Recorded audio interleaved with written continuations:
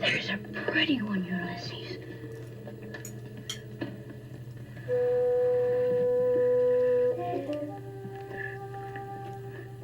There it is. Hello BookTube, I'm Sean the Book Maniac. Welcome back to my channel. Here I am with a tag. This is the Efftup Book Tag, an original tag by Daniel over at Guilty Feet.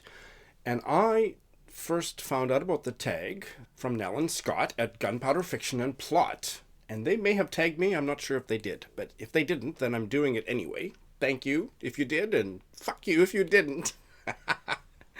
And it brought me to Daniel's channel, Guilty Feet. And I soon put two and two together because Daniel has been leaving comments, great comments on my videos recently. And I didn't know, with every new comment that comes in, I don't necessarily click to see if there's a channel attached. And I didn't in the case of his comments on mine. So I was delighted to find his channel. And then when I commented on his video, he said, well, actually, I've been following you for several years, going back to Litzy. And then I thought, oh, I remember Guilty Feet at Litzy. Yes. So it's all the strands of his bookish social media persona have come together for me. And I am delighted to welcome him to BookTube. So please check out his channel. He has one of the best intros I've ever seen. It rivals the Gunpowder Fiction and Plot intro. You have to go there immediately. Pause this video and go and watch his intro at least before you come back and watch my version of the tag. And this is a great tag, a very unique tag, the Efftup Book Tag.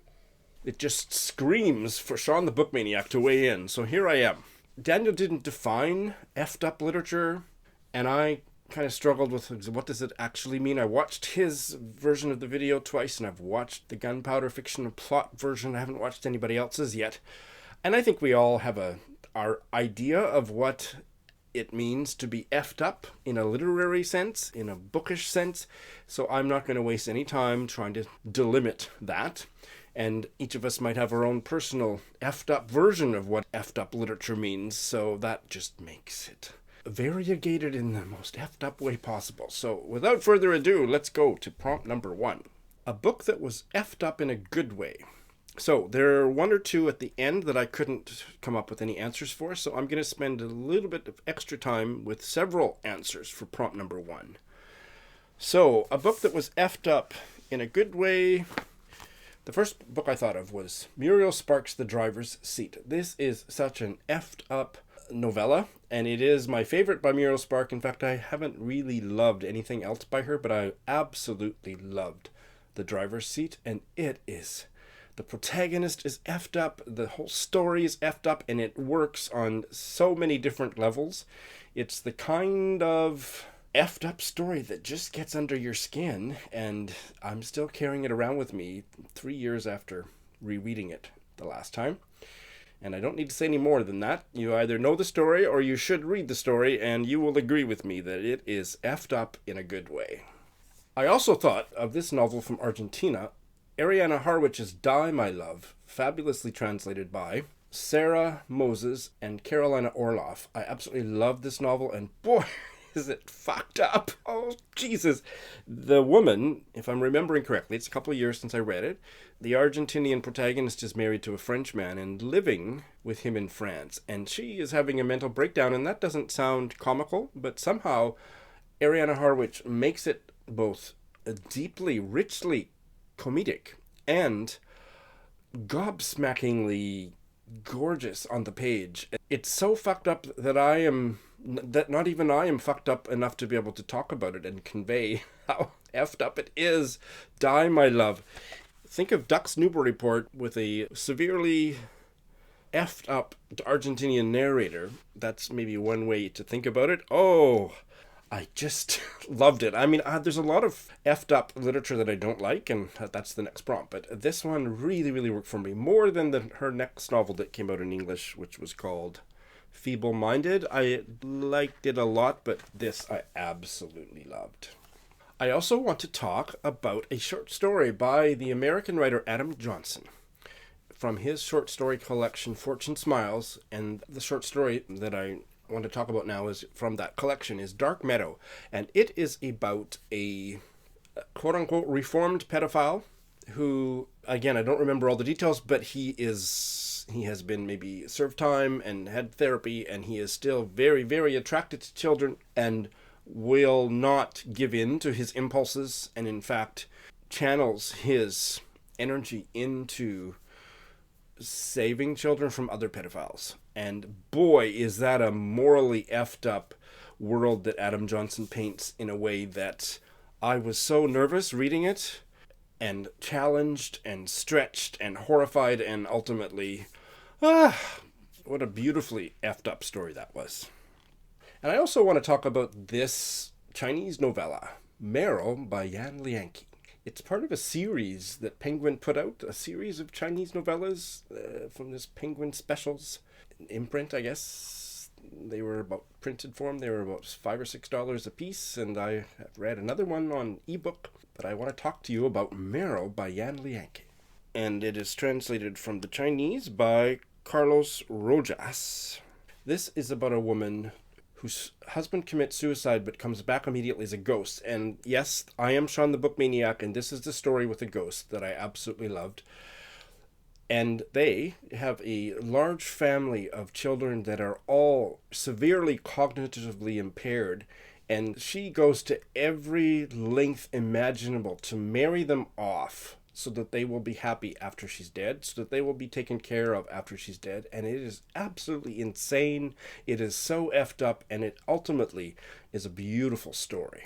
All right, so the next one is a book that was effed up in a bad way.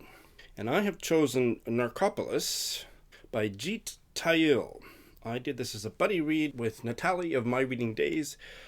I think her channel is now Natalie Marie. And we absolutely hated it. I don't know why I bothered to finish it. It just was so dark in a way that just was not interesting. It was a story about an opium den in India, and it just didn't hold our interest. It was unrelentingly dark without any nuance there was no way in to really care about what was happening. It was all atmospheric darkness without the character development to carry me in and make me invest in anything that was going on. It just made me furious. Narcopolis. Piece of crap! I will put a link to our, we did a kind of video conversation about the book if you want to hear more about why we hated it. And I'm going to get a bunch of downvotes for this one, but number 3, a book that everyone loved but that you think is just effed up.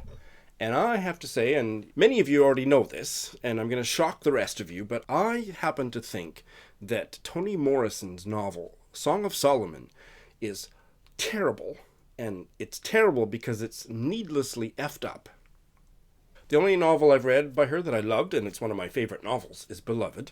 And then after I read Beloved, I tried a bunch of others, and I hated them, and I hated them, and I hated them. But in the back of my mind, I kept thinking, oh, Song of Solomon was an earlier novel that everybody says is an American classic. So finally, 15 or 20 years later, I finally read Song of Solomon, and I hated it the worst of all of them. It's terrible! Oh, I hated it passionately, and it was really bad timing because I was reading it just a few months after she died, and what can you do when you're Sean the Book Maniac and you have strong opinions? But I still absolutely passionately hate that book because she went to such lengths to make gargoyle-ish characters with all this weirdness for no reason that I could see. It started out beautifully. I was hooked in the first few chapters, and by the end, I was just hating everyone, everything. Number 4, Sexy. This is a great tag prompt name, Sexy. It's like Sexy AF, and then he's changed it to Sexy A Efftup. And I had another choice, but once I saw this on the shelf just now as I was pulling books off of that, oh no, this is my answer for this question.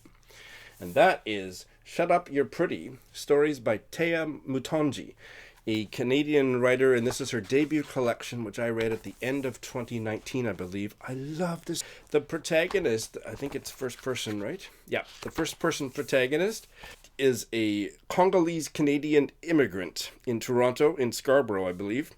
And one of the main aspects of the stories, which are kind of interconnected, it's kind of like a short story cycle in a way, is her friendship with another Congolese-Canadian immigrant.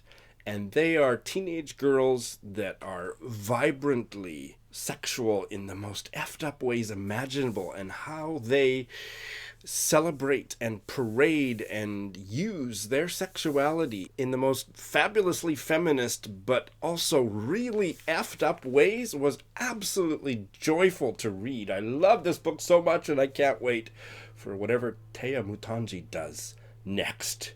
Shut up, you're pretty. It's funny, I get this one a lot, but they always end the expression early. Number 5, Efftup for kids. So I don't care about children's literature at all. It's deeply uninteresting to me, but I would say, not remembering if I ever read it, but I do remember the movie Charlie and the Chocolate Factory by Roald Dahl. Now, I hate his fucking guts because he's an anti-Semite bastard, but I remember that movie disturbing me, and I presume the story would have. That's as interested as I am in children's lit. Number 6, an effed up classic. Wuthering Heights is a beautiful novel. It's the only Bronte novel worth reading, and it is so effed up. The emotions, the complete effed up dynamic between Nellie and Heathcliff and all the other characters, just gorgeous. I love it so much. Throw all the other Brontes into the trash and reread this every year, and you will ace Victober. Number 7, Effed Up in Translation. So I have gone with 2 negative picks, 2 books that I started and couldn't finish that were fucked up in uninteresting ways. And they're 2020 books in no particular order. This won the Baker Prize or something, the International Bakery Prize. The Discomfort of Evening by Marieke Lucas Rijnveld, translated from, I believe, the Dutch by Michelle Hutchison. And I loved the first couple pages, but I soon realized that there is effed up, and then there is incompetently rendered effed upness, and this was garbage.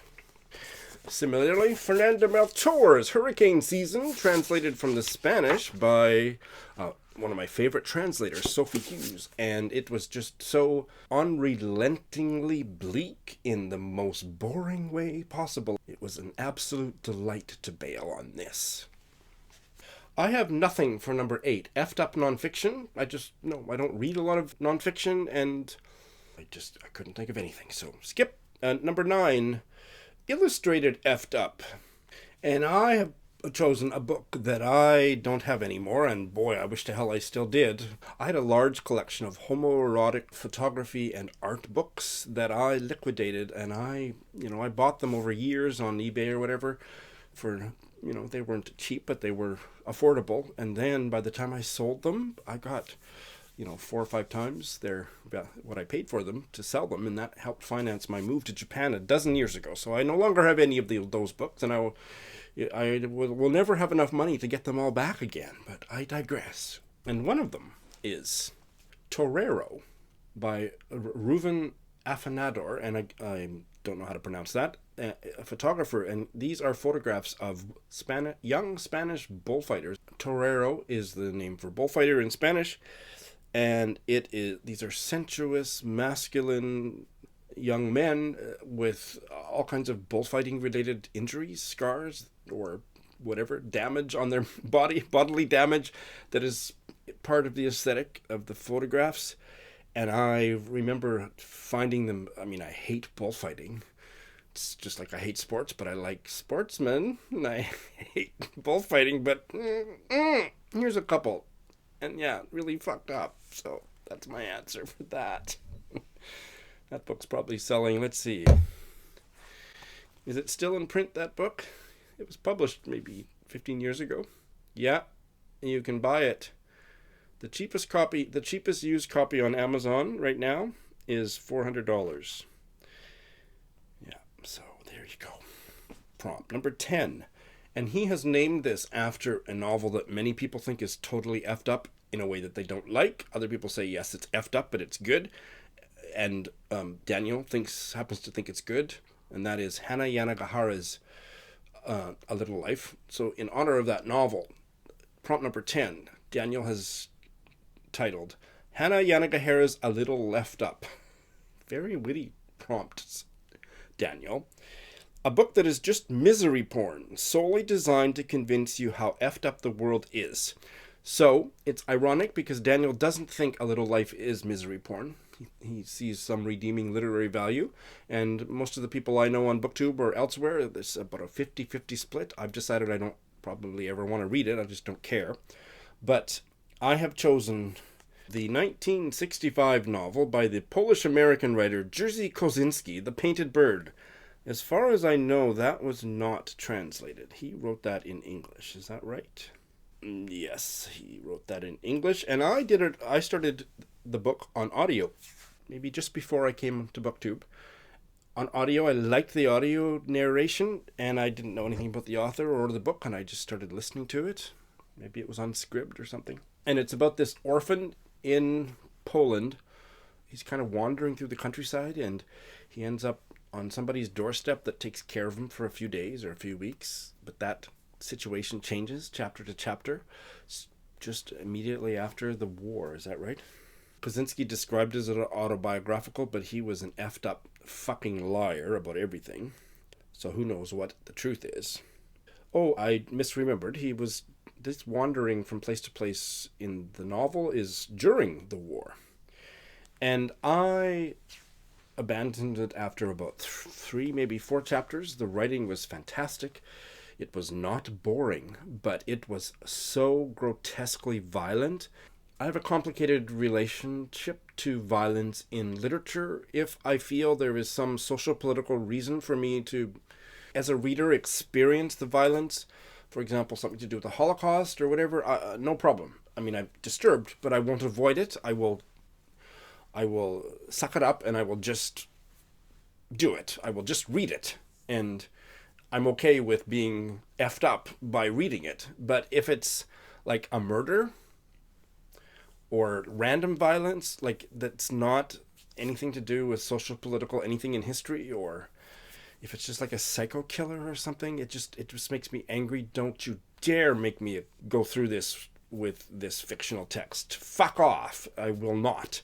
And this one was more like that.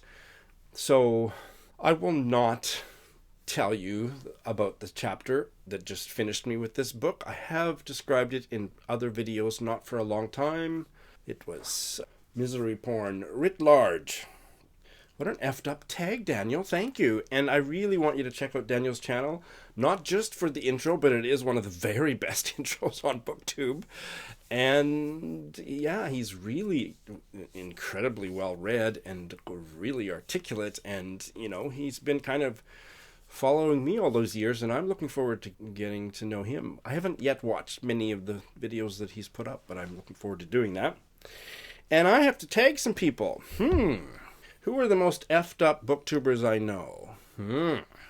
This tag just screams for Dan of the Weird Book Club to give it some attention, but he doesn't do tags. Dan, make an exception. This one is just screaming your name, and then when I think of it, I'm going to tag his Zoom comrades. They have put out a few very long, very interesting Zoom chat videos since the pandemic. I'm also going to tag Derek from Read the World and Michael from Knowledge Lost. So those 3, yeah, this I think resonates with their literary sensibilities. Who else? I don't want to tag just men. Women are effed up in their own special way. Wouldn't you agree?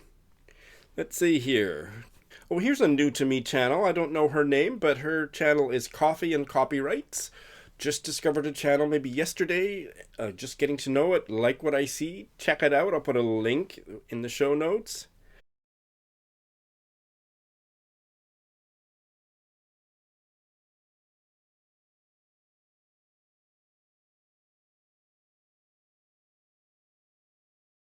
Marc Nash. Hello. I'm surprised you didn't create this tag. Weigh in, mister. Weigh in. Oh, what the heck? How about Gagging for Lit? That would be fun to watch. And Jer, new to BookTube, longtime commenter of Drawn to Stories, would love to hear your thoughts. Anybody else out there who would like to try this, consider yourself tagged by me, and of course, that includes Steve Donoghue. Thanks for watching. you.